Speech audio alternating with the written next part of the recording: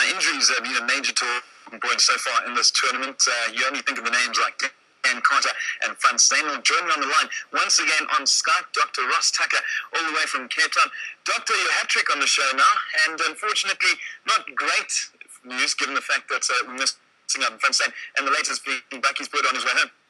Yeah, I remember we spoke before the Samoa game and we said that one of the banana skins to avoid was injuries, and unfortunately we stood on that skin. So it's a tough one tomorrow, and for those players, you can imagine that must be the most devastating thing to have to leave your team now.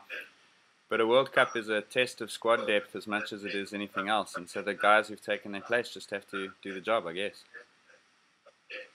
Now, Doc, having a look at the last game against Samoa, we always expected it to be a brutal contest, and unfortunately we lost Frans Steyn. Another point of interest was Francois Hougaard going off. A lot of people saying that he could have been concussed, and if that was the case, then of course he would have been out of the tournament or missed a couple of weeks. But it's nice that it wasn't. But your opinion, did he look out of it? He looked out of it as he hit the ground. I mean, when I was watching that, I thought for sure that was 2 weeks or one at least. So it's difficult to know what the assessment was there. But the doctors that work with these teams now, they've got very stringent guidelines on how to manage concussion, because obviously if you go into a game concussed and you get another blow to the head, the risk is so much higher. So they would have to have the players' best interests in heart, and so I guess we have to assume that Hougaard was fine and the team have looked after him well and he's ready to go.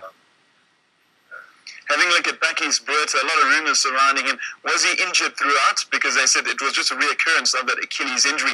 They said he was good to go halfway through the tournament, but unfortunately picking up the injury again.